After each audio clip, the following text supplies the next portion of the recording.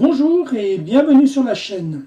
Comme je vous l'avais expliqué lors de ma précédente vidéo, aujourd'hui on se retrouve donc pour une seconde partie dans laquelle je vais vous présenter la tour de guet de la gamme Tabletop World ainsi que les bâtiments de la gamme Dwarvenforge, vous expliquer pourquoi j'ai fait ces choix, ainsi que les sections de rue que j'ai réalisées et que je vous expliquerai dans un tuto lors d'une troisième vidéo.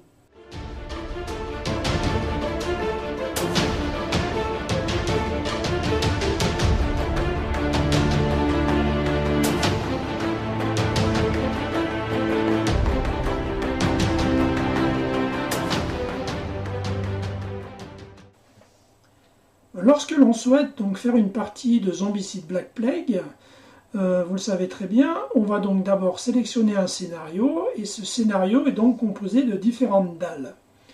J'ai donc pris au hasard une dalle, la dalle donc 2R. Donc cette dalle, et comme toutes les autres, sont composées donc de 9 cases. Sur cette dalle, on va trouver 1, 2, 3, 4 et 5 dalles de rue, et 4 dalles correspondant au bâtiment. Donc afin de réaliser donc une ville médiévale en 3D, donc il convient donc de réaliser les rues et les bâtiments. Les bâtiments sont systématiquement différents en fonction des dalles que l'on va choisir, donc il fallait trouver des bâtiments qui soient modulables.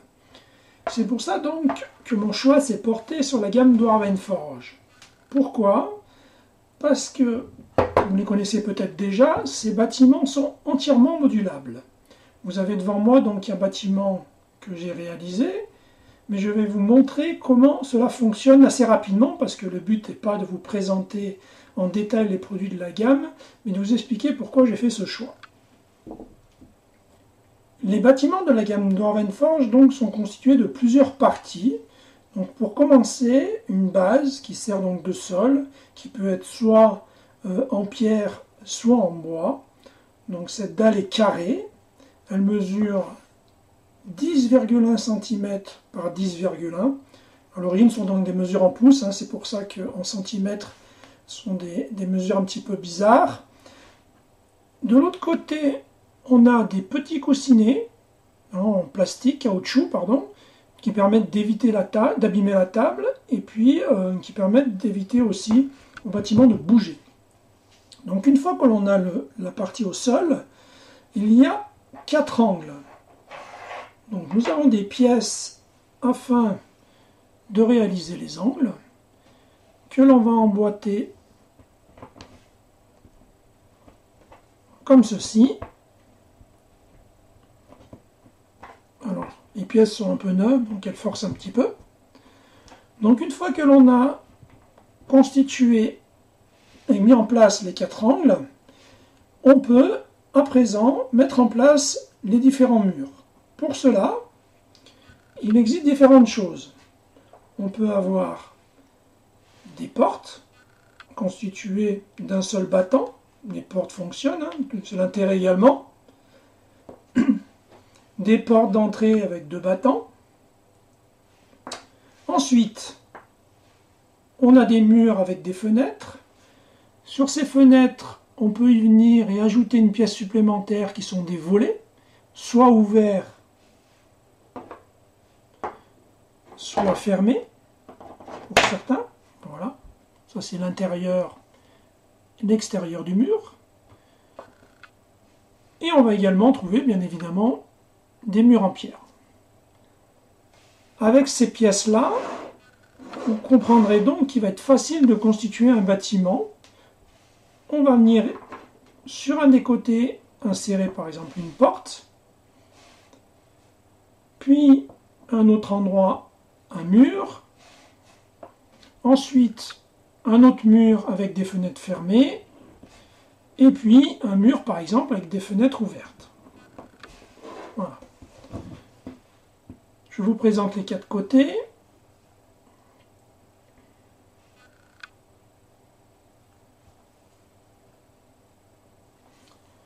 Voilà, vous comprendrez donc où je veux en venir. Il va être très simple de reconstituer les différentes tuiles du jeu. Afin de réaliser donc le scénario, et là en l'occurrence la tuile que vous avez sous les yeux, je vais donc utiliser des bâtiments afin de reconstituer une maison avec 2 pièces de ce côté et également de ce côté. Pour gagner un petit peu de temps, j'en ai donc préparé une. Vous pouvez voir que sur celle-ci, on a des bâtiments avec des colombages en bois et des parties en chaume, contrairement à ce bâtiment qui est un bâtiment en pierre, ce qui permet d'avoir différents bâtiments et de varier un petit peu les styles. Donc, ce bâtiment est composé donc de 2 parties, de 2 socles carrés de 10,1 cm par 10,1. Dans le scénario, on va par exemple constituer ce bâtiment-là. En fonction, si ce bâtiment est constitué de 2 pièces, donc il va falloir mettre un mur de séparation. Si le mur est ouvert ou fermé par une porte, on va tout simplement utiliser une porte supplémentaire, comme celle qui a été utilisée à l'extérieur, que l'on va venir placer à l'intérieur du bâtiment et que l'on ouvrira ou fermera en fonction des besoins. Donc lorsque l'on souhaite réaliser donc un bâtiment constitué de plusieurs pièces, on va enlever les murs, ôter les angles,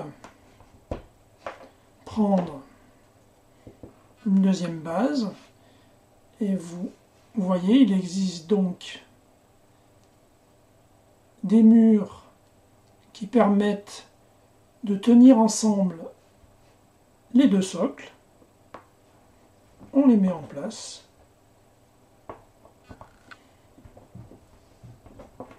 On remet les angles de ce côté. Et ensuite, en fonction des besoins, on placera les portes, fenêtres, les murs, encore des fenêtres, et ça en fonction de ses choix. Les portes, bien évidemment, seront placées en fonction du scénario. Comme je vous le montrais tout à l'heure, j'utiliserai une porte supplémentaire pour venir séparer la pièce en 2, que j'ouvrirai ou fermerai également en fonction du scénario.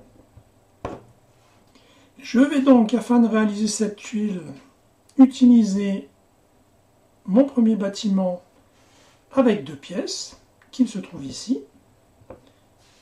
Je vais ensuite utiliser des sections de rue, que j'ai donc réalisées. Il en existe donc dans la gamme Dwarven Forge, mais comme je vous l'ai expliqué, ce sont des pièces relativement chères quand même, donc j'ai préféré réaliser les rues moi-même.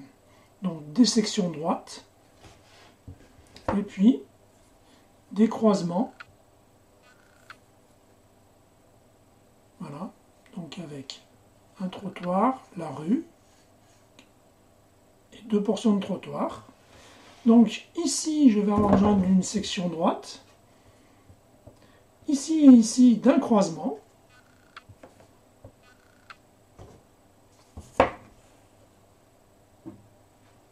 et ici de nouveau d'une section droite.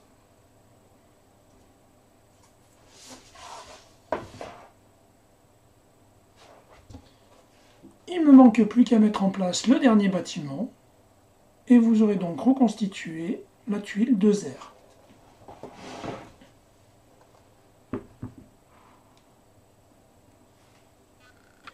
Vous comprendrez donc qu'il sera très facile donc de réaliser l'ensemble des tuiles du jeu ou des scénarios que vous pourrez trouver sur Internet.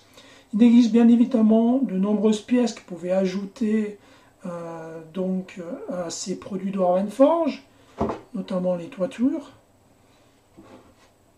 mais également des murs aimantés. Vous pourrez éventuellement aussi trouver des planchers avec des sections qui permettent de mettre en place des escaliers. On peut très facilement constituer différents étages, comme ceci.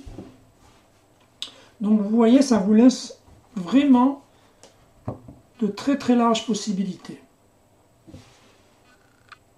J'ai donc souhaité utiliser cette tour de la gamme Tabletop World que j'avais peinte, afin donc de l'intégrer à la table de jeu Zombicide Black Plague.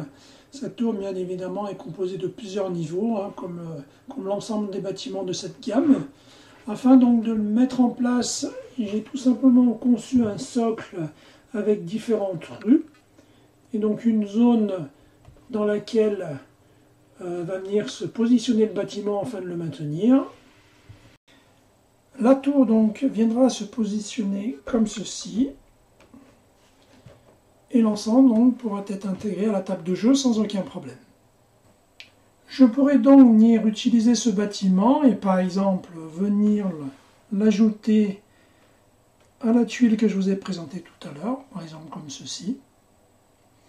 Mettre par exemple de nouveaux bâtiments sur cette partie-là. Vous voyez donc que la tour s'intégrera parfaitement avec les autres tuiles. Je vous présente donc une nouvelle façon de mettre en place les bâtiments. Vous avez donc sur le côté donc les remparts que je vous avais présentés lors de la vidéo précédente, les bâtiments de la gamme Dwarven Forge hein, qui ont été positionnés de manière différente avec les rues et la tour de guet. Cette vidéo donc est à présent terminée. Je vous propose qu'on se retrouve donc la prochaine fois pour vous faire donc un petit tuto sur la réalisation donc, des rues que je vous ai présenté donc aujourd'hui. Si cette vidéo vous a plu, n'hésitez pas à cliquer sur un pouce en l'air, n'hésitez pas à laisser vos commentaires et à bientôt.